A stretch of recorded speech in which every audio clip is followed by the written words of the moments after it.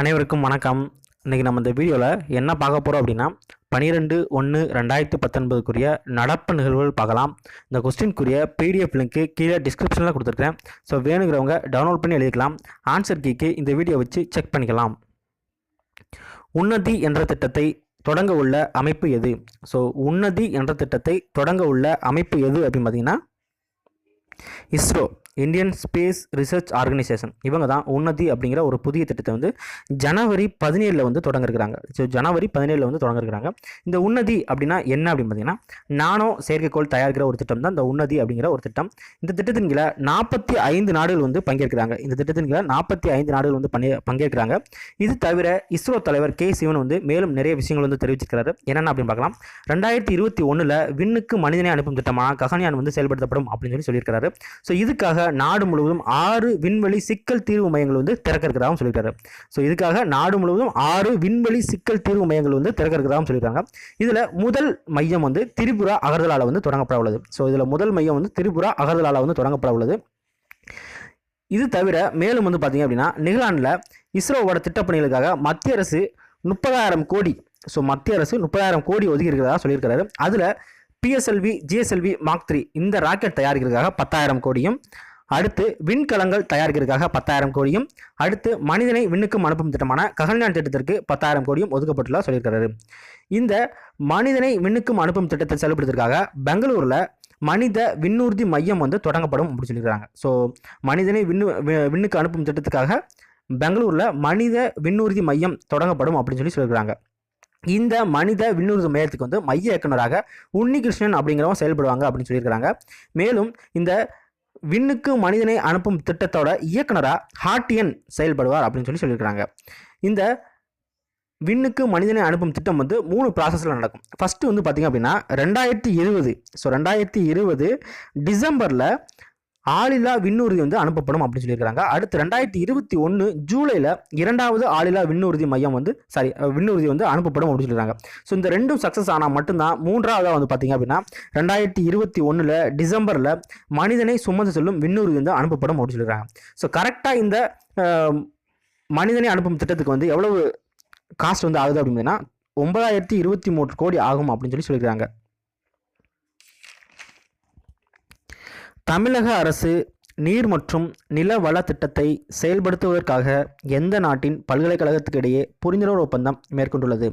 So தமிழக அரசு நீர் மற்றும் நில வள திட்டத்தை செயல்படுத்துவதற்காக எந்த நாட்டின் பல்கலைக்கழகத்துக்கு இடையே புரிந்துணர்வு ஒப்பந்தம் மேற்கொண்டுள்ளது அப்படின்னு பார்த்தீங்கன்னா அமெரிக்கா. ஸோ அமெரிக்காவோட கார்னல் அப்படிங்கிற ஒரு பல்கலைக்கழகத்துக்கும் தமிழக அரசுக்கும் இடையே நீர் மற்றும் நில வள திட்டத்தை செயல்படுத்துவதற்கான ஒரு புரிந்துணர்வு ஒப்பந்தம் கையெழுத்தாயிருக்குது. இந்த நீர் மற்றும் நிலவள திட்டம் அப்படின்னா என்ன அப்படின்னு பார்த்தீங்கன்னா வேளாண் உற்பத்தியை அதிகரித்தல், பருவநிலைக்கு ஏற்ப ஒருங்கிணைந்த வேளாண் முறையை பின்பற்றுதல், நீர் மேலாண்மையை மேம்படுத்துதல், வேளாண் தொழில் முனைவோர்களுக்கு சந்தை வாய்ப்புகளை ஏற்படுத்தி கொடுத்தல், இதெல்லாம் குறிக்கோளாக கொண்டு உலக வங்கியோட நிதியோட தமிழ்நாடு நீர்வள நிலவள திட்டம் செயல்படுத்தப்பட்டு வருகிறது. ஸோ இப்போ இந்த அமெரிக்க நாட்டோட கார்னல் பல்கலைக்கழகத்துக்கு இடையே என்ன ஒப்பந்தம் பண்ணியிருக்காங்க அப்படின்னு பார்த்தீங்கன்னா வேளாண் அறிவுத்திறனை மேம்படுத்துதல், கால்நடை மற்றும் மீன்வளத்துறை ஆகியவற்றில் புதிய உத்திகளை புகுத்துதல், தொழில்நுட்ப பரிமாற்றம். ஸோ இந்த புரிந்துணர்வு ஒப்பந்தம் தான் பண்ணியிருக்கிறாங்க. யமுனை நதியின் மேல் நீர்த்தேக்க பகுதியில் அணையை கட்டுவதற்கு மத்திய அரசு எத்தனை மாநிலங்களுடன் ஒப்பந்தம் செய்து கொண்டுள்ளது? ஸோ யமுனை நதியின் மேல் நீர்த்தேக்க பகுதியில் அணையை கட்டுவதற்கு மத்திய அரசு எத்தனை மாநிலங்களுடன் ஒப்பந்தம் செய்து கொண்டுள்ளது அப்படின்னு பார்த்தீங்கன்னா 6 மாநிலங்களுடன். ஸோ இந்த நியூஸ் பேப்பரில் பார்க்குறப்ப இந்த அணையோட பேர் போட்டிருக்க மாட்டாங்க. என்ன அப்படின்னு பார்த்தீங்கன்னா ரேணுகாஜி பல்நோக்கு அணை திட்டம். ஸோ ரேணுகாஜி பல்நோக்கு அணை திட்டம் தான் இந்த திட்டம். ஸோ இந்த திட்டத்துக்காக 6 மாநிலங்களோட மத்திய அரசு ஒப்பந்தம் செஞ்சுருக்கிறாங்க. அந்த 6 மாநிலங்கள் என்னென்ன அப்படின்னு பார்த்தீங்கன்னா யூபி உத்தரப்பிரதேசம், ஹிமாச்சல் பிரதேசம், உத்தரகாண்ட், ராஜஸ்தான், அடுத்து ஹரியானா, அடுத்து டெல்லி. இந்த 6 மாநிலங்களோட தான் இந்த புரிந்துணர்வு ஒப்பந்தம் மேற்கொள்ளப்பட்டிருக்குது. இது கூடவே பார்த்தீங்க அப்படின்னா உத்தரப்பிரதேசத்தில் கங்கை நதியின் தூய்மை பணி திட்டங்கள் தொடர்பாக தேசிய தூய்மை கங்கை அமைப்புக்கும் பிரயாக்ராஜ் தண்ணீர் அப்படிங்கிற ஒரு தனியார் நிறுவனத்துக்கு இடையே ஒப்பந்தம் செய்து கொள்ளப்பட்டிருக்குது. ஸோ பிரயாக்ராஜ் வாட்டர் அப்படிங்கிற ஒரு நிறுவனத்துக்கு இடையே வந்து ஒப்பந்தம் செய்து கொள்ளப்பட்டிருக்குது. இது எந்த ஸ்கீமில் வரும் அப்படின்னு பார்த்தீங்கன்னா ஒன் சிட்டி ஒன் ஆப்ரேட்டர் ஸ்கீமில் வந்து வரும். So one city one operator ஸ்கீமில் வந்து வரும். 9வது எழுச்சிமிகு குஜராத் மாநாடு எங்கு நடைபெற உள்ளது? ஸோ 9வது எழுச்சிமிகு குஜராத் மாநாடு எங்கு நடைபெற உள்ளது அப்படின்னு பார்த்தீங்கன்னா காந்தி நகர். ஸோ பேப்பரில் வந்து உலக வர்த்தக மாநாடுன்னு போட்டிருப்பாங்க, ஒரு சிலது வந்து எழுச்சிமிகு குஜராத் அப்படின்னு போட்டிருப்பாங்க. இந்த 9வது எழுச்சிமிகு குஜராத் மாநாடு வந்து காந்தி நகரில் 18ஆம் தேதி வர்ற 18ஆம் தேதி வந்து பிரதமர் நரேந்திர மோடி வந்து தொடங்கி வைக்க இருக்கிறாங்க. எழுச்சிமிகு குஜராத் மாநாடு வந்து இது வந்து 9வது. ஃபஸ்ட்டு வந்து எப்போ நடந்துச்சு அப்படின்னா 2003 வந்து நடந்துச்சு. 2003 நடந்துச்சு. யூபிஎஸ்சி புதிய உறுப்பினராக நியமிக்கப்பட்டுள்ளவர் யார்? ஸோ யூபிஎஸ்சியின் புதிய உறுப்பினராக நியமிக்கப்பட்டுள்ளவர் யார் அப்படின்னு பார்த்தீங்கன்னா TCA Anand. So TCA Anand அப்படிங்கிறவங்க தான் யூபிஎஸ்சியோட புதிய உறுப்பினராக நியமிக்கப்பட்டிருக்காங்க. இவர் வந்து இன்னும் 4 ஆண்டுகளுக்கு வந்து பணியில் இருப்பார் அப்படின்னு சொல்லியிருக்காங்க. இவர் வந்து முன்னாள் தலைமை புள்ளியியலாளராக இருந்திருக்கிறாங்க. வர்ற 14ஆம் தேதி வந்து பதவியேற்க இருக்கிறாங்க. ஸோ வர்ற 14ஆம் தேதி பதவியேற்க இருக்கிறாங்க. யூபிஎஸ்சியோட சேர்மன் யார் அப்படின்னா அரவிந்த் சக்சேனா. இந்த யூபிஎஸ்சியை பற்றி இன்னும் சொல்லணும் அப்படின்னா யூபிஎஸ்சி வந்து பகுதி 14 வந்து குறிப்பிடுது. ஆர்டிகல் 315 323 வரைக்கும் யூபிஎஸ்சி பற்றி சொல்லுது. ஓகேங்களா?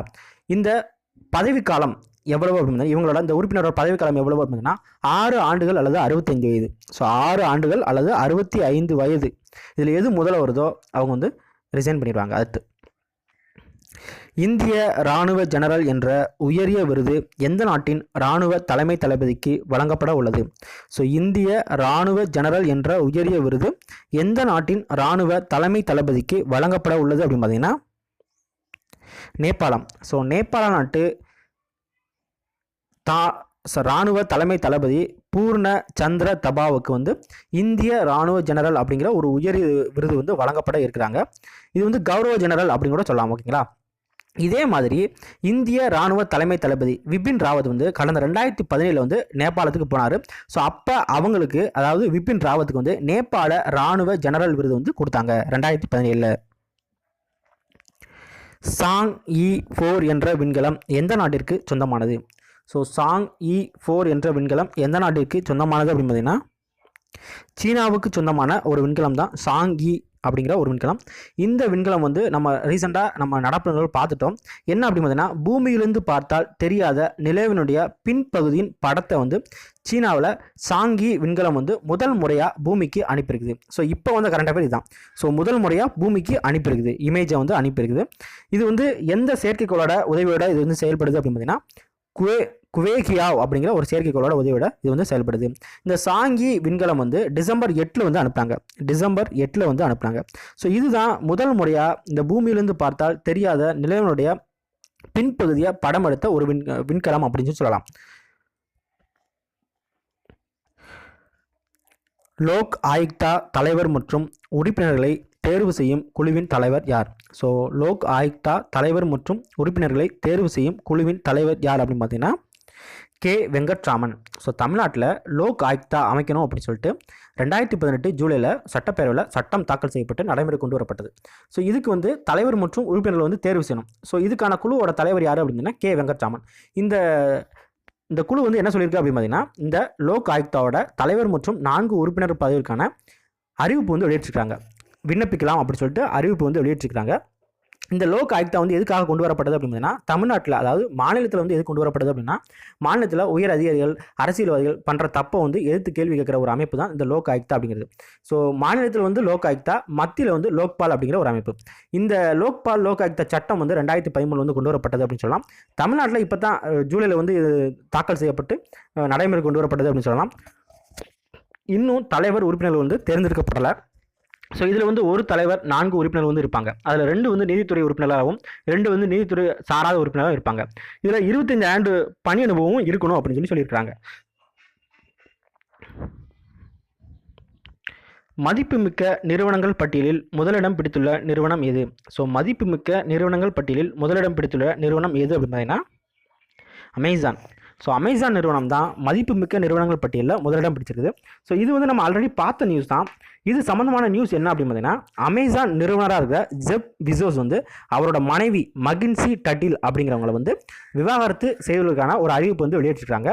ஸோ இதன் மூலமாக விவாகரத்து செய்கிறதுக்கும் நடப்புனருக்கும் என்ன சம்மந்தம் இருக்குது அப்படின்னு பார்த்தீங்கன்னா, இவங்க விவாகரத்து செஞ்சுட்டாங்க அப்படின்னா ஸோ உலகத்தில் முதல் பெண் பணக்காரியாக இந்த மகின்சி டட்டில் வந்து வருவாங்க. ஸோ உலகத்தின் முதல் பெண் பணக்காரியா மகின்சி டட்டில் வந்து வருவாங்க. ஏன் அப்படின்னு பார்த்தீங்கன்னா, இந்த அமேசான் நிறுவன ஜெப் பிசோஸ்க்கு வந்து பார்த்தீங்கன்னா கிட்டத்தட்ட $136 பில்லியன் வந்து சொத்து மதிப்பு இருக்குது. அதில் பாதிக்கு பாதி விவாகரத்து பண்ணிட்டா பாதிக்கு பாதி வந்து ஒய்ஃபுக்கு வந்து கொடுக்கணும் இல்லையா. ஸோ அதுக்காக $68 பில்லியன் வந்து வந்து அவங்களுக்கு போய் சேரும். ஸோ இதன் மூலமாக இவங்க வந்து முதல் பெண் பணக்காரியாக உருவாகிறதுக்கு சான்சஸ் அதிகமாக இருக்குது. உலகின் முதல் கடல் விடுதி எங்கு திறக்கப்பட்டுள்ளது? ஸோ உலகின் முதல் கடல் விடுதி எங்கு திறக்கப்பட்டுள்ளது அப்படின்னா மாலத்தீவில் திறக்கப்பட்டிருக்குது. இதோட பெயர் என்ன அப்படின்னா முராக்கா கடல் விடுதி அப்படின்னு சொல்லலாம். ஹென்லி பாஸ்போர்ட் இண்டெக்ஸில் இந்தியாவின் தரநிலை என்ன? ஸோ ஹென்லிஸ் பாஸ்போர்ட் இண்டெக்ஸில் இந்தியாவின் தரநிலை என்ன அப்படின்னு பார்த்தீங்கன்னா 79. ஸோ இந்தியா வந்து 79வது இடத்துல வந்து இருக்குது. இதில் முதலிடம் வந்து பார்த்தீங்க அப்படின்னா ஜப்பான் வந்து முதலிடத்தில் இருக்குது. வி ஆர் டிஸ்பிளேஸ்டு என்ற புத்தகத்தை எழுதியவர் யார்? ஸோ வி ஆர் டிஸ்பிளேஸ்டு என்ற புத்தகத்தை எழுதியவர் யார் அப்படின்னு பார்த்தீங்கன்னா மலாலா யூசுஃப்சாய் அப்படின்னு சொல்லலாம். ஸோ வி ஆர் டிஸ்பிளேஸ்டு அப்படிங்கிற புத்தகத்தை எழுதியவர் மலாலா யூசுஃப்சாய். ஸோ இதோட இன்றைய நடப்புகள் வந்து முடிஞ்சு. ஸோ தினசரி திருப்புதல் பேச்சு வந்து இன்று வந்து கொடுக்கல.